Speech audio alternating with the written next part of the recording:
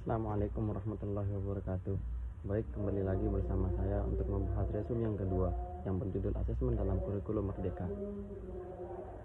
Lalu seperti biasa, yang pertama dalam kita bahas adalah apa sih itu konsep dalam kurikulum merdeka nih.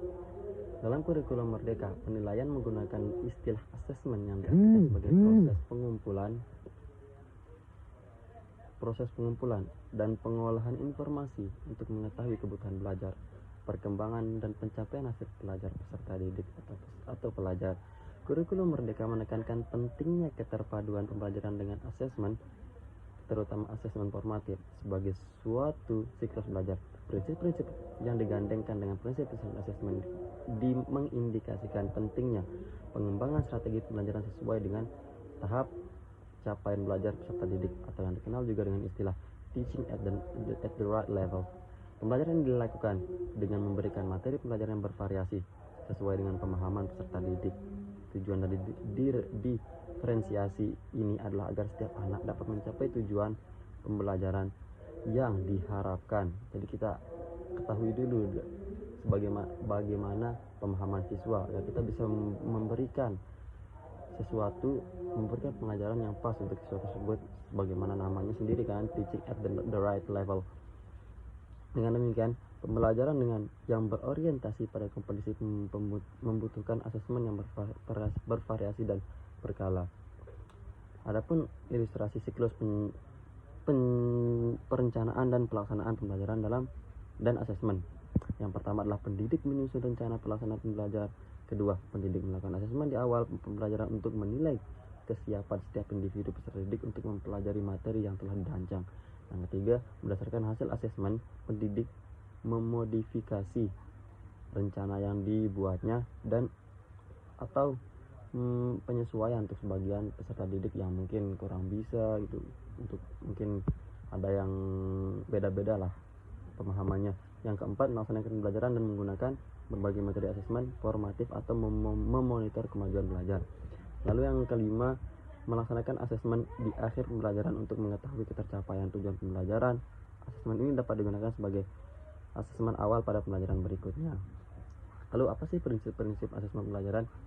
Untuk memastikan proses asesmen berjalan dengan baik sehingga dapat berfungsi untuk perbaikan proses pembelajaran, ada beberapa prinsip asesmen yang harus diperhatikan, yaitu yang pertama adalah asesmen merupakan bagian terpadu dari proses pembelajaran, fasilitas pembelajaran, dan penyediaan informasi holistik sebagai umpan balik untuk pendidik, peserta didik, atau orang tua wali agar dapat memandu mereka dalam menentukan strategi pembelajaran selanjutnya dari prinsip pertama tersebut.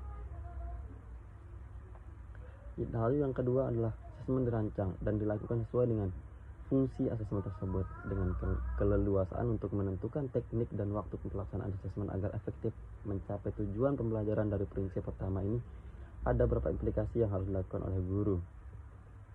Lalu kita beralih ke jenis-jenis asesmen dalam kurikulum merdeka.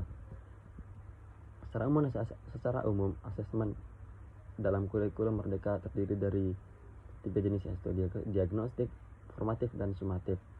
Asesmen diagnostik bertujuan untuk mengidentifikasi kompetensi, kekuatan, kelemahan peserta didik. Hasilnya digunakan pendidik sebagai rujukan dalam merencanakan pembelajaran sesuai dengan kebutuhan pembelajaran dari siswa tersebut. Dalam kondisi tertentu, informasi terkait latar belakang keluarga, kesiapan belajar, motivasi belajar, minat peserta didik, dan beberapa informasi lainnya tentang anak didik dapat dipakai sebagai pertimbangan dalam merencanakan pembelajaran.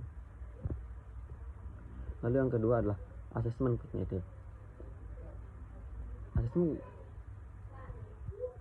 Asesmen diagnostik kognitif adalah asesmen yang bertujuan untuk mendiagnosis kemampuan dasar peserta didik dalam topik sebuah mata pelajaran.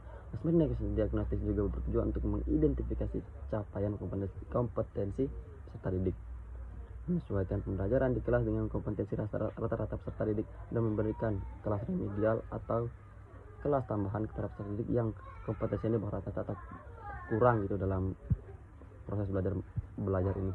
Asesmen diagnostik kognitif dapat dilaksanakan secara rutin yang disebut asesmen diagnostik kognitif berkala pada awal pembelajaran, di tengah-tengah proses pembelajaran, dan pada akhir setelah pembelajaran. Satu catatan dalam asesmen diagnostik kognitif bahwa guru melakukan asesmen untuk menyesuaikan tingkat pembelajaran dengan kemampuan peserta didik, bukan untuk mengajar target kurikulum. Asesmen diagnostik kognitif bisa berupa asesmen formatif maupun asesmen sumatif. Lalu yang kedua adalah asesmen formatif. Penilaian atau asesmen formatif bertujuan untuk memantau dan memperbaiki proses pembelajaran serta mengevaluasi pencapaian tujuan pembelajaran. Asesmen ini dilakukan untuk mengidentifikasi kebutuhan belajar peserta didik, hambatan atau kesulitan yang mereka hadapi, dan juga untuk mendapatkan informasi perkembangan peserta didik. Informasi tersebut merupakan umpan balik bagi peserta didik dan juga pendidik. Lalu yang terakhir adalah asesmen sumatif. Asesmen sumatif adalah asesmen yang dilakukan pada akhir pembelajaran. Asesmen sumatif pada jenjang pendidikan dasar atau menengah bertujuan untuk menilai pencapaian tujuan pembelajaran atau CP dari peserta didik sebagai dasar penentuan kenaikan kelas atau kelulusan dari suatu pendidikannya. Penilaian pencapaian hasil belajar peserta didik dilakukan yang membandingkan pencapaian hasil peserta didik dengan kriteria ketercapaian tujuan pelajaran.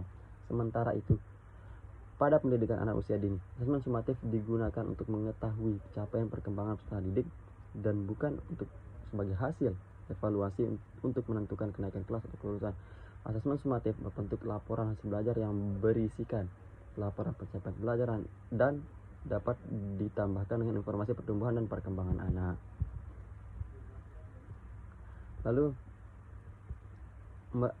ada juga yang disebut merencanakan asesmen pembelajaran. Apabila pendidik menggunakan modul ajar yang disediakan, maka ia tidak perlu membuat perencanaan asesmen. Namun bagi pendidik yang mengembangkan sendiri rencana pelaksanaan pembelajaran atau modul ajar, maka dia perlu merencanakan asesmen formatif yang akan digunakan. Tahapan yang dapat dilakukan dalam merencanakan asesmen adalah merumuskan tujuan asesmen yang berkaitan erat dengan tujuan pembelajaran. Setelah tujuan dirumuskan, pendidikan memilih dan mengembangkan instrumen asesmen sesuai tujuannya sendiri.